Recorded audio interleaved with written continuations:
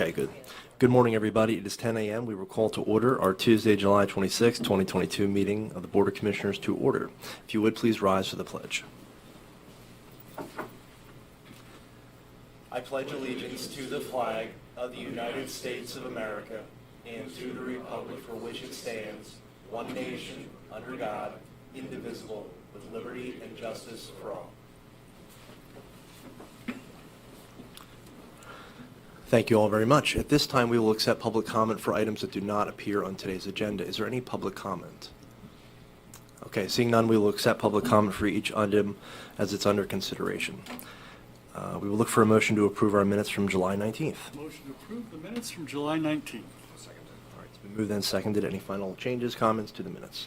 Hearing and seeing none, all in favor say aye. Aye. Aye. The motion has carried. Okay. All right, we're moving into our 26th proclamation of this year, and we're pleased to have Mickey Hartranft with us, as well as John as well. We're here to proclaim August 2022 as Gastroparesis Awareness Month in Center County. And Mickey, you've been with us before, and we're always pleased to do this. So we'll turn it over to you for any information you'd like to provide to folks, and then we'll look for a motion to approve. So good morning, Mickey. Good morning to everybody, and thank you again for having me. My name is Mickey Hartranft, and I have had gastroparesis now almost 18 years. I'll tell you a little bit about it. Gastroparesis literally means paralysis of the stomach. It's a condition little known to the public and often misunderstood by healthcare professionals, researchers, legislators, and others. Gastroparesis, or shortened version GP, is a digestive motility disorder in which the stomach muscles fail to contract and move food through the stomach to the intestines at the proper rate. This delayed or slowed emptying causes symptoms such as nausea, vomiting, GERD or acid reflux, feelings of fullness after only a few bites, bloating, and stomach or abdominal pain. Weight loss or fluctuations in weight gain, weight loss, depending on what you can or cannot eat. Oftentimes, the foods we can eat are not good for diabetics, but they consist of mostly carbohydrates, puddings, ice creams, things of that nature, which tend to help us gain weight, but it doesn't do much good. Most of the time, though, it's severe weight loss. I've known people right now who weigh about 78 pounds, and they're adults, 5'7", and I have had multiple friends die of starvation, for lack of a better word. It's generally diagnosed by a gastric emptying study. You go in, you eat an egg sandwich, dry, nothing with it, and drink a little bit of water. And in the egg is radioactive agent, and then you either lie flat on your back on a table for 4 hours while they have a scanner over you, and it constantly shows where that radioactive agent is. After 3 hours, I was in so much pain, the doctor came in and said, she's done. After 3 hours, nothing has moved at all. And in 4 hours, it should be almost emptied out. There are known causes of gastroparesis, which is diabetes. That's about a third of the cases. Other known are MS, Parkinson's disease, connective tissue disorders, various medications, narcotics, direct damage to the nerve through surgery. Most cases are labeled idiopathic, meaning they have no idea why it happened. The National Institute of Health estimates 5 million or more people in the U.S. live with gastroparesis, but it's difficult to judge because we're frequently misdiagnosed and underdiagnosed. Many patients wait months or even years for proper diagnosis, if they even get it at all. They have all the symptoms. They go to the emergency rooms, The doctors there most often have no idea what gastroparesis is. I am very lucky. I am a very small percentage that I was diagnosed 5 months after I gave my primary care doctor my symptoms. And then the emergency room, Mount Nittany, they take very good care of me. And every time I go into the emergency room, and they know if I show up for gastroparesis symptoms that I need to be admitted, because I usually can take care of it at home, but sometimes it just is too bad and I have to go in for fluids. Despite our numbers growing every year, we remain invisible and are usually considered an orphan disease due to lack of resources, support, and attention.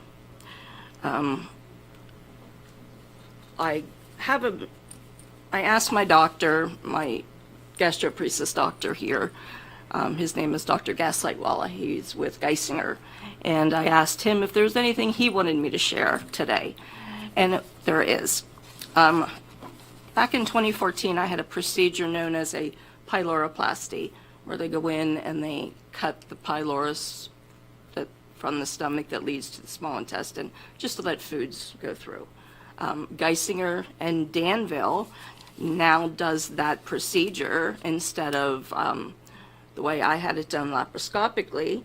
They do it with a scope, an endoscopy down the throat into the stomach, and they can do that procedure there. Less time in the hospital, you're in and out generally the same day.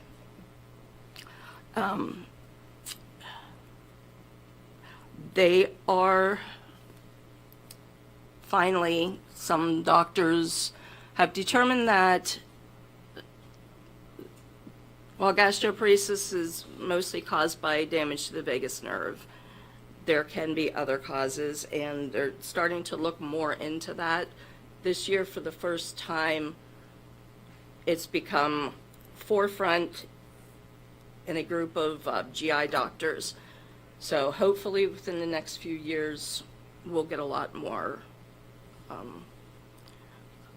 people diagnosed and a lot more people treated. There aren't many treatments, but the ones they have generally tend to work quite well. Medications, I've tried all of them. I'm at the end of that spectrum unless they come up with more medications that can help aid in digestion. I'm kind of at the end of that sphere where I've had all the procedures done, I've had all the surgeries done, I've tried all the medications, so I'm stable for now, but that could change tomorrow. Again, thank you all for helping me and the rest of my community to understand what gastroparesis is and why it's so important that people get the word out to get more people diagnosed. Absolutely. Thank you, Mickey. And we know the work that you do and the leadership you provide to the support community for gastroparesis. And this proclamation is just shows that you're not alone. Other folks going through this journey are not alone, and we as a community support you and want to raise as much awareness as possible. So, yeah, absolutely. Thank you, as always, for being here, raising awareness. And if there's no other questions or comments, we'll look for a motion to approve.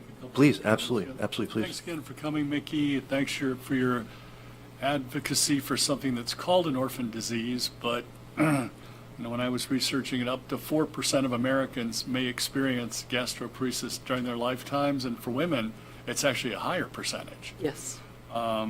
And you were mentioning upwards of 5 million Americans have this on any particular month.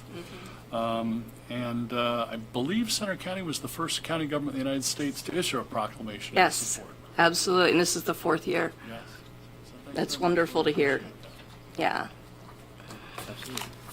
No, I think it's important for early diagnosis of any disease, but this one particularly is as insidious as it is, particularly when it's linked with diabetes and other very serious illnesses. It's just it's great that you're bringing it to our attention and letting people know about it, but also it raises awareness for the folks that provide the research, which is really where they are right now. They're going to need money and a lot of probably money to get the research accomplished to get some treatments available, because obviously, as you know, that you're at the end of that ladder, and they've got to come up with other answers to this, because it doesn't look like it's anything that's going to go away, and particularly with the surge of diabetes in our country right now.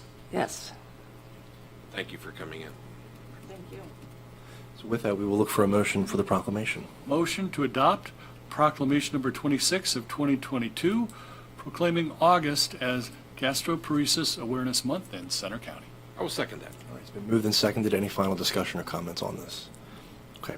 Hearing and seeing none, all in favor of the proclamation, do so by saying aye. Aye. The motion is carried. Okay, and Mickey, if it's okay, we can present this to you. And Absolutely. Yeah, absolutely. Sounds good.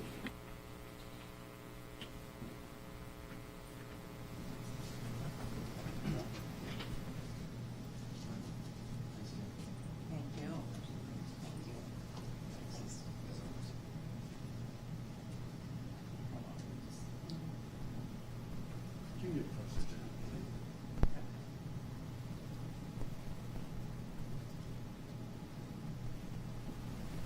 you. Thank you. Bye-bye. I will. Thank you.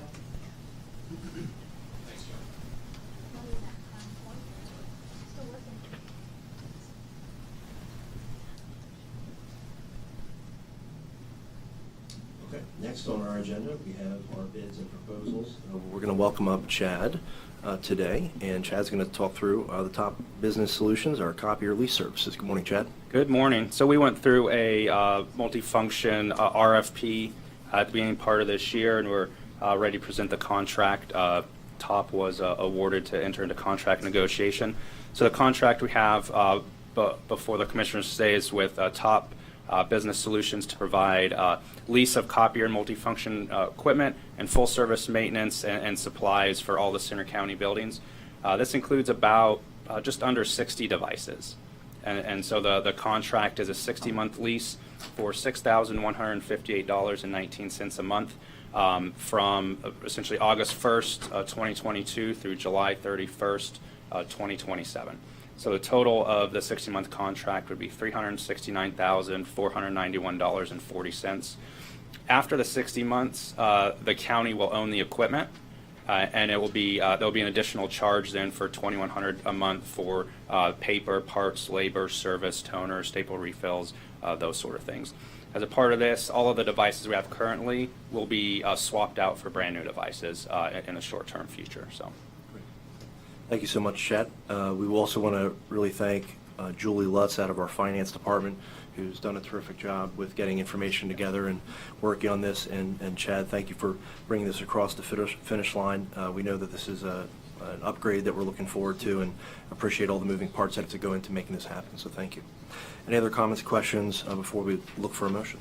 Looks like a very good contract. Thanks, Jan. All right. We'll look for a motion then to approve the contract. Motion to approve the contract with Top Business Solutions for the copier lease services pending solicitor review. Been moved and seconded. Any final discussion, questions? Hearing and seeing none, all in favor say aye. Aye. Motion is carried. Okay, thank you very much. Thank you. Appreciate it, Chad. Okay, going into our resolution section, we have Mitzi Gallagher Long with us to talk through this, and this is related to our CDBG-CV program. Good morning again, Mitzi. Morning. This is the required resolution which approves CEDACOG to submit the application. This is the competitive CV application for the HAMA Phase 2 project. It also authorizes Chairman Pipe to sign the application documents, and it approves the update to your needs assessment plan to include the HAMA project. Okay, thank you, Mitzi. Any questions or comments on this? Okay. We wish the best of luck with this program. We really do hope that we're able to get through with this, the competitive, but we'll see how it goes. So thank you, Mitzi. Any timeline in terms of when we're expecting there to be a announcement or fundings? DCD claims that they're going to have the applications reviewed by October. That's a very tight timeline for DCD, but that is their timeline and contracted by October as well. Okay. All right, sounds good. Thank you, Mitzi. Any other questions on the resolution? Okay, we will look for a motion. Motion to adopt resolution number 12 of 2022. Second. It's been moved and seconded. Any final discussion? Hearing and seeing none, all in favor say aye. Aye. Aye. The motion has carried. Okay. Thank you again, Mitzi. Appreciate it. All right. Under our contract section, we're going to welcome up our Recorder of Deeds, Joe Davidson, to talk about a contract. Good morning, Joe. Good morning. Chad and I are here today to ask the board to approve a contract with RBA Professional Data Systems to enhance our GUI software system to allow us to more efficiently and effectively create bulk data and image files. Okay. All right. The total of the contract is for $1,550. Okay. Chad, anything to add to this? No. No. Okay. All right. It's very. Contract for a month, right? No, this is for a one-time fee. It's a one-time fee, and this is just the enhancement of our existing software package to allow us to better enable us to do the things that we've been doing for a long time, and it improves the process, makes it from sometimes hours, it turns it into minutes.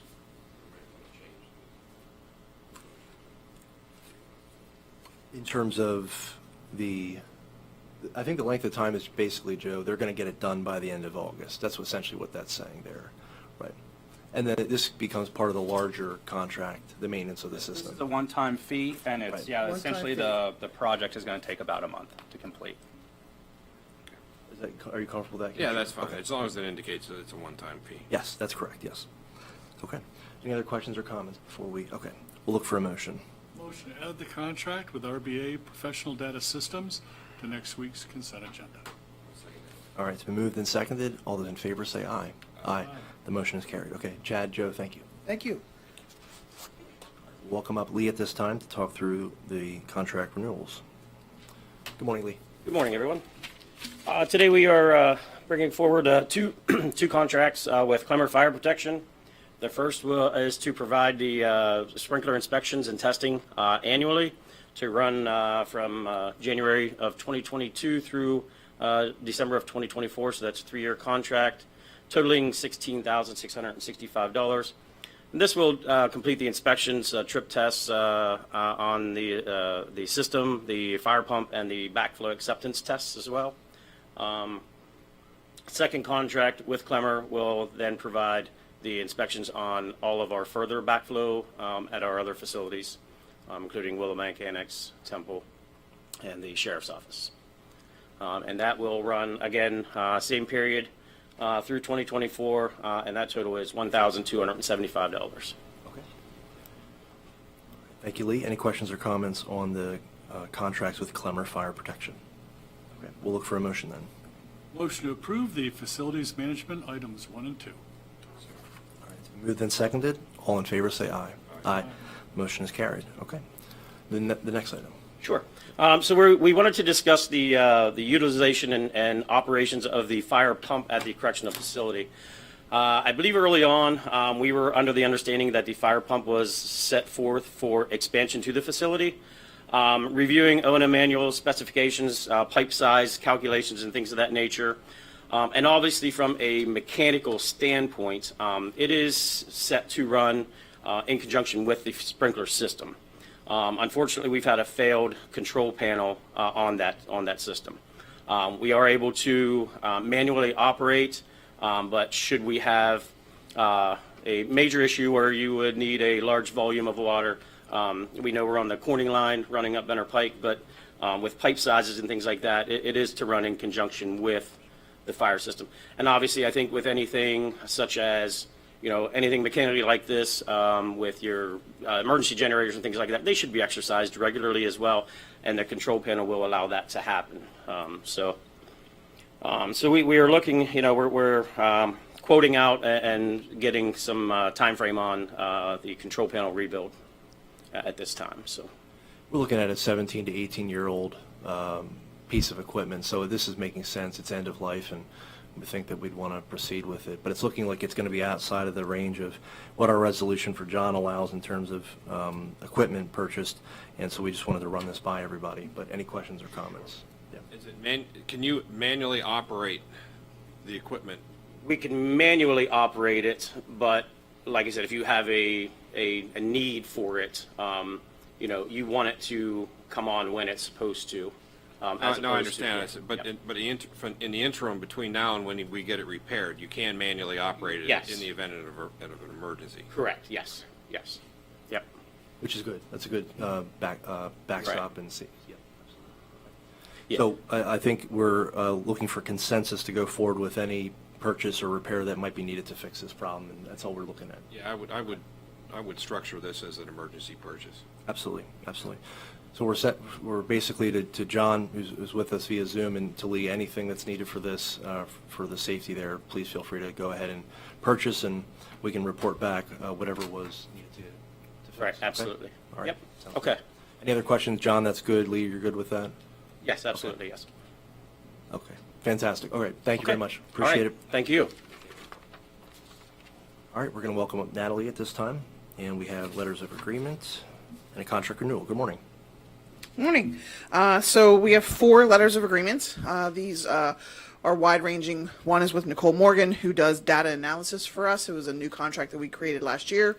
Moving forward, especially with the grants that we're receiving from the state, as well as just an interest, right, in data collection across human services. She's been an asset to us to assist with that. Carl Frells allows us to have certified deaf interpreter services, as we have needed it through negotiations with our state offices.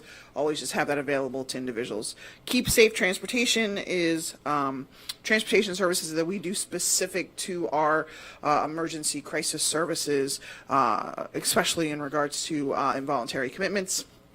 And Susquehanna Software does a large amount of data for us across all of our acronyms. So the CCRI is specific to our mental health, the HCSIS is specific to intellectual disability, and our Pelican is specific to early intervention. And they allow us to make sure that we are on time and pulling all the data from our software system and then reporting that to the state as we have to by the state. And then our last one is Community Integrations, who also provides us with emergency transportation services as needed. All of this is contracted and funded within our allocations from the state, with the match just being the percentage required by the state. Oh, that's a lot of words. Thank you, Natalie. Any questions on those 5 items? Comments? Okay. We'll look for a motion to add them to next week's consent agenda. Motion to add the mental health, intellectual disability items 1 through 5 to next week's consent agenda. All right, it's been moved and seconded. Any final discussion? Hearing and seeing none, all in favor say aye. Aye. Motion is carried. Thank you, Natalie. Thank you. Thank you. All right, welcome up, Kristen. Good morning, Kristen. Good morning. I am here for a renewal of our Power DMS, Power Digital Management Software, that we use for providing the policies out to employees, updates, and also for training. We do virtual online training now with that software to make sure everyone is up to date on a lot of our policies and also required trainings within the county. Thank you, Kristen. Any questions or comments on the Power DMS renewal? Okay. Hearing and seeing none, we'll look for a motion. Motion to add the contract with Power DMS Inc. to next week's consent agenda. Second. All right, it's been moved and seconded. All in favor say aye. Aye. Motion is carried. Thank you, Kristen. Thank you. All right, we have several planning items. We're first going to welcome up Ann to talk about the grant extension letter. Good morning, Ann. Morning, everyone. Hello. I'm here today because the first multimodal grant, the 2018 Bridge Bundle, the grant will expire in December of this year. And since we are making progress and this project is out to bid right now, we are eligible for having an extension letter to the central office. So this would allow us to extend the grant for 18 months and to complete the design build process, material procurement, and construction of the 3 rehabilitations. So that would be the first item under planning and community development for your consideration. Okay. Thank you, Ann. Any questions on that? I think we're going to look for a motion to approve that letter before we welcome up Mitzi back. But any questions on the letter? Okay. All right, we'll look for a motion to approve that letter. Motion to approve the grant extension letter to PennDOT for the multimodal grant project for the Center County Local Bridge Bundle Project. Okay, it's been moved and seconded. Any final discussion? Hearing none, all in favor say aye. Aye. Motion is carried. Okay, thank you, Ann. Appreciate it. Thank you. Okay, we're going to welcome Mitzi back, and we do have some guests from HAMA and some of their consultants as well. So if there's any introductions needed, Mitzi, we'll turn that over to you. Sure, I can introduce them. It's Pat and Charlie Valentine and Pat Ward, who's their engineer. These are your 3 signature documents for the application. It's your general application certification, the disclosure report, and what the disclosure report is just identifying all of the entities that are involved with the grant. And then the language access certification. The county does trigger less than proficient English in several municipalities. So Chinese, Russian, and German are triggered languages that any of the, if we would do intakes or any type of citizen participation, we have to offer translated documents or a translator. That's it. Thank you, Mitzi. Any questions or comments on any of those 3 items for the CDBG CV?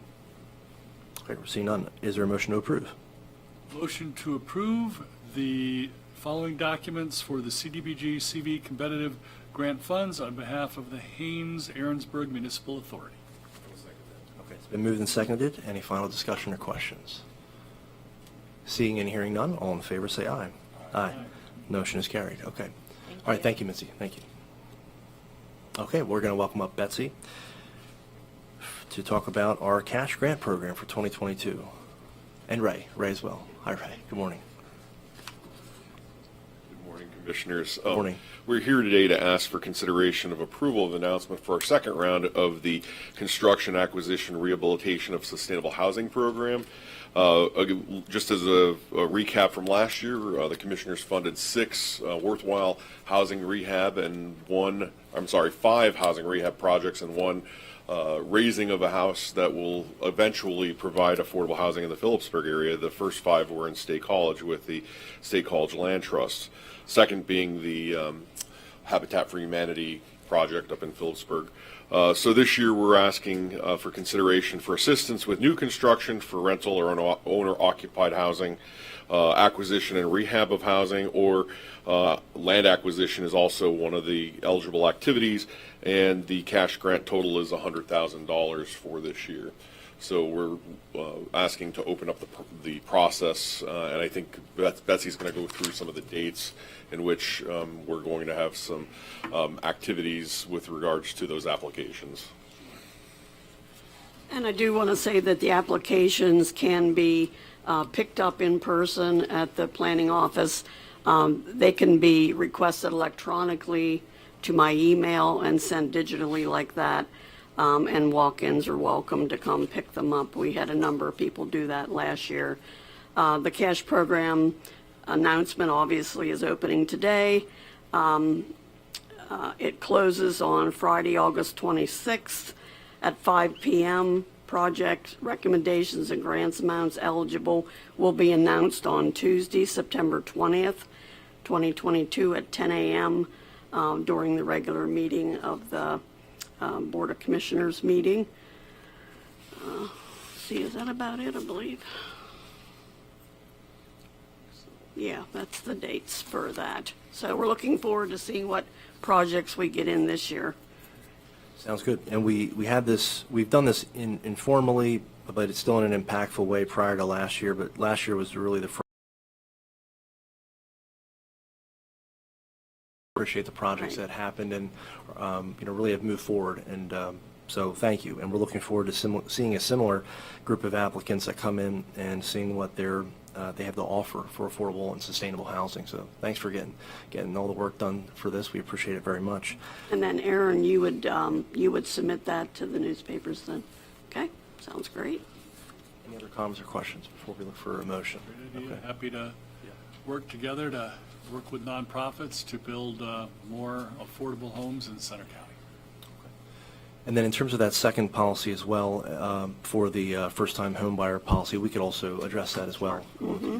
So we're here for approval of the 2022 first-time home buyer policy. Implementing this solid policy provides uniformity and transparency with all the participants, the lenders and brokers that participate with us. I review that program annually with any lender that requests that service, especially when we have changes or updates. Just a little background on that, as you know, the county took that over in 2006. It's funded from Act 137 monies derived from the recording of deeds, and it provides assistance to families and individuals earning less than 100% of the area median income, adjusted annually by HUD. The program's available to residents of Center County who have not owned a home in the last 3 years.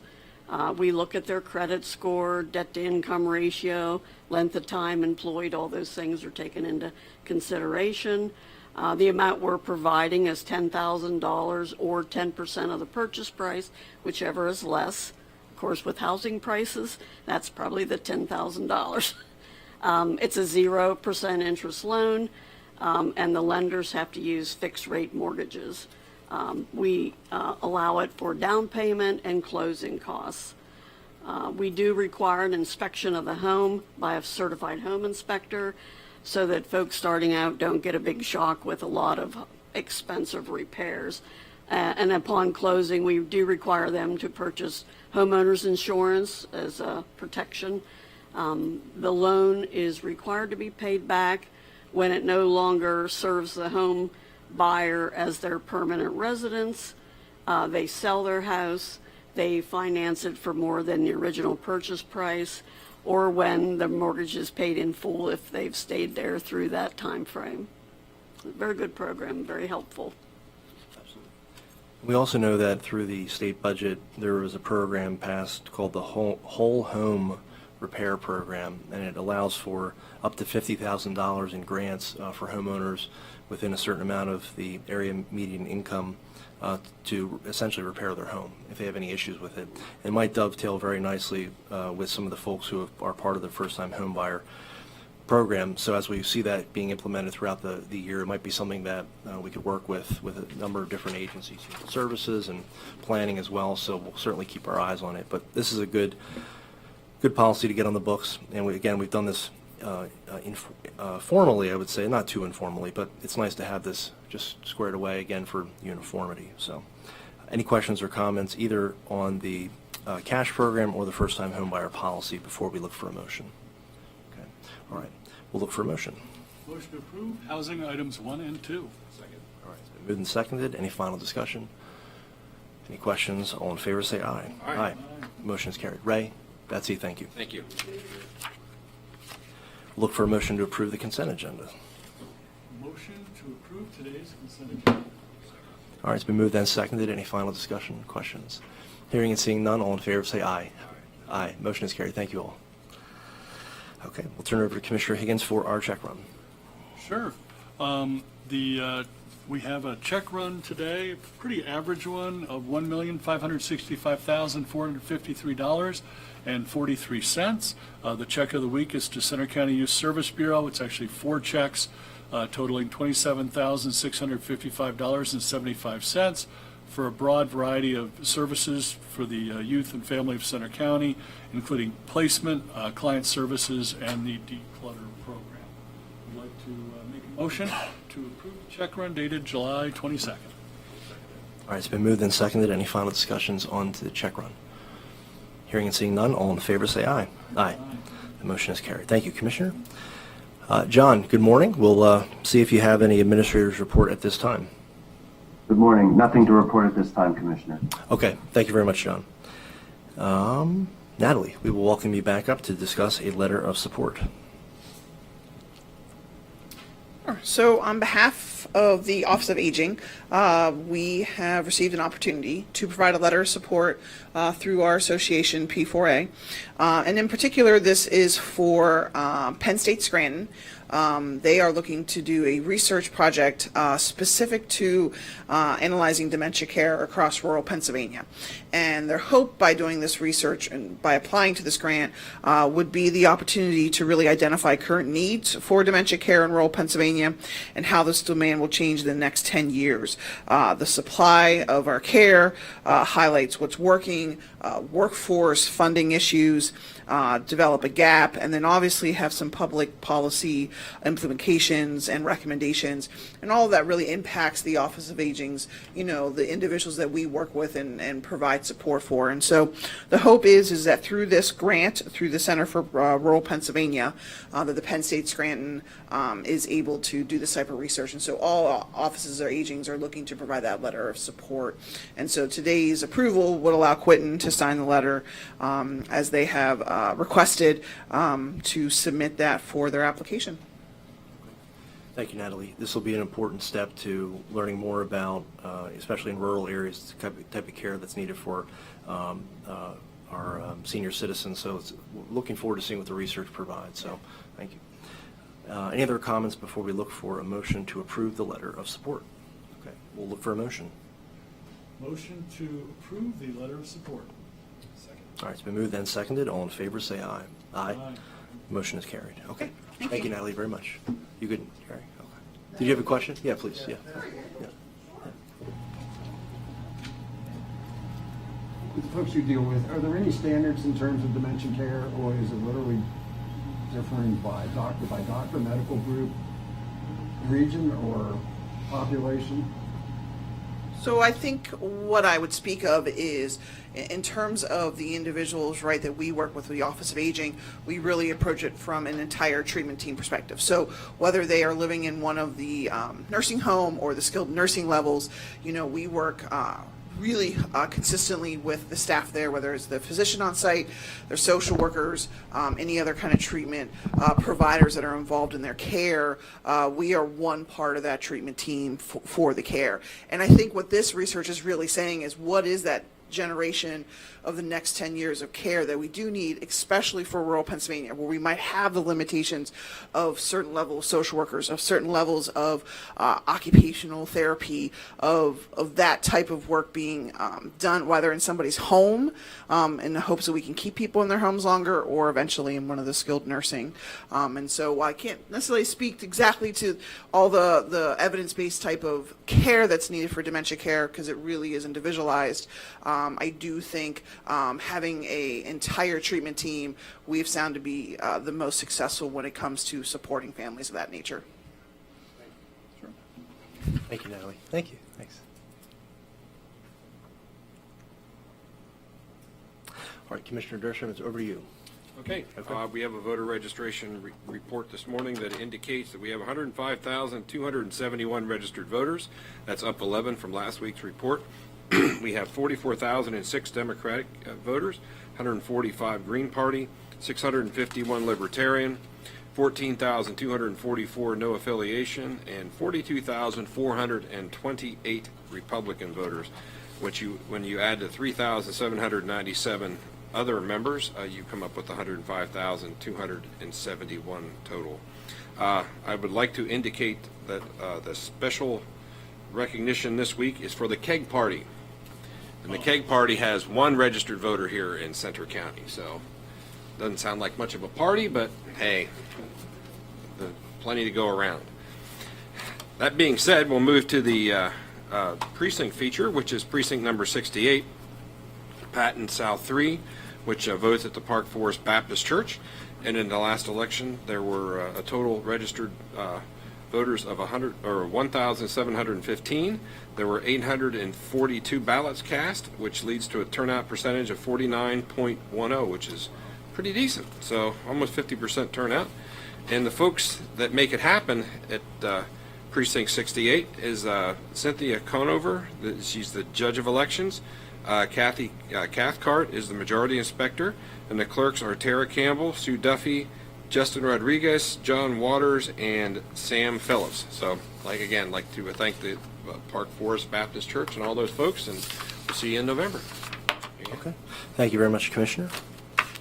One announcement. We just wanted to mention that 2 weeks from now, our commissioners meeting will be not happening. It will be canceled so that we can attend the CCAP conference, annual conference, I should say, in Lancaster. So again, 2 weeks from now, we will not be meeting. Executive sessions, any to report or hold, John? No executive sessions to report at this time. Okay, thank you. We have the balance of our public meeting schedule listed on the agenda there. And we'll take any questions at this time, Gary, please. Steve, I follow the weekly numbers and registration, and there was talk nationwide in the wake of Roe versus Wade or whatever, there'd be all kind of switches and parties. It really hasn't happened here in Center County, has it? We haven't seen a great fluctuation. Like, if you look at this week's report, we have 11 new voters, which, you know, is nothing extraordinary for, particularly going into the fall. But if you look at, you know, the numbers, 44,000 Democratic, and I think if you look at 42,428. So it's really not, even the two major parties aren't that far apart in registration. So it's been 1,800. County had any more discussions in terms of the legislation that would offer money to county election offices with strings attached? Have you had any more discussion on what you're going to do there? We're still learning more. The Department of State and DCED are putting together some informational meetings for election boards, commissioners, our staff to learn more. It's going to open, the application window to apply for the grants is going to open August 1st. It's going to stay open through the 15th. So we do have some time to look at it. But yeah, our elections director, Beth Leckman, has put together just some information that she's finding out. But every day we're learning a new perspective on it. So we will keep, we'll probably take as much time as we need to decide if we're going to be applying for it or not. Okay, thanks, Gary. We will look for a motion to adjourn. Motion adjourned at